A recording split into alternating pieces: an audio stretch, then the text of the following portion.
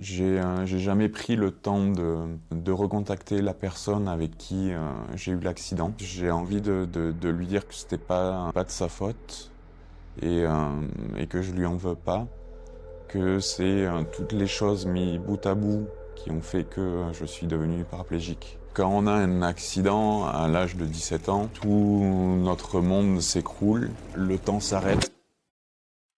J'ai eu mon accident, c'était le 14 juillet 2003. C'était une petite route de campagne, il n'y avait que la place pour la voiture. Et apparemment, moi j'aurais couché le deux roues et je serais passé sous le véhicule. Et après j'ai été opéré de la colonne vertébrale. Des complications au niveau pulmonaire, donc on m'a mis en sédation artificielle. Je me rappelle de mon réveil. J'étais attaché à un lit d'hôpital. Pour éviter en fait d'arracher les perfusions. En 2003, son papa est venu vers moi pour m'expliquer le grave accident de son fils. Nous savions à ce moment-là qu'il ne retrouverait plus jamais l'usage de ses jambes. Dès le début, dans les premiers instants, je savais que j'avais une personne combative, une personne qui allait réussir à accepter.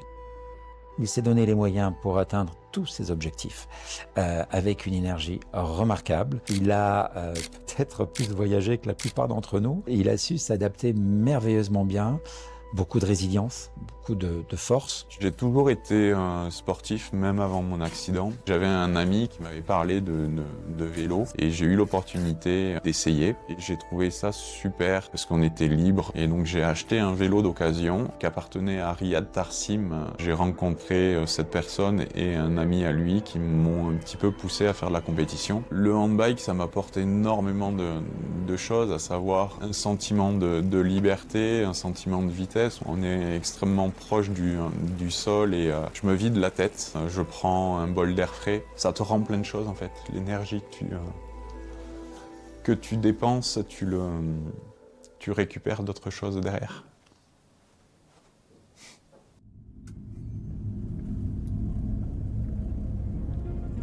Donc on a acheté une maison avec ma compagne. C'est une concrétisation d'une vie. Le cabinet Coubris nous aide à l'accessibilité de cette maison. Il y a énormément de travaux. Donc c'est une maison où on réhabilite absolument tout. Donc on essaye de réfléchir au mieux à l'aménagement qui serait le meilleur pour moi, pour pouvoir naviguer dans cette maison sans problème, d'être le maximum autonome, de pouvoir en fait vivre comme une personne valide au final, mais avec un handicap.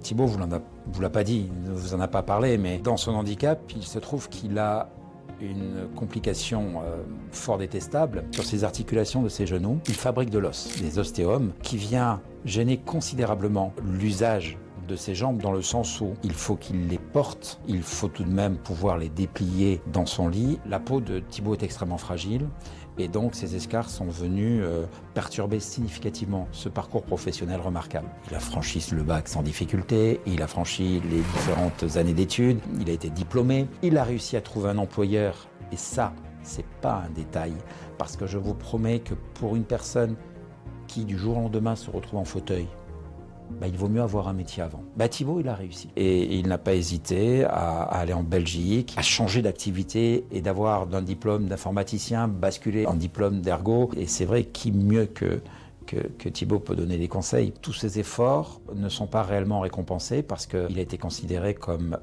en incapacité de pouvoir poursuivre son activité professionnelle. Il a été mis en invalidité. Aujourd'hui, il s'interroge sur quel sera son devenir professionnel, alors que finalement, toute sa vie, il a été un actif et je ne le vois absolument pas rester entre quatre murs, loin de là.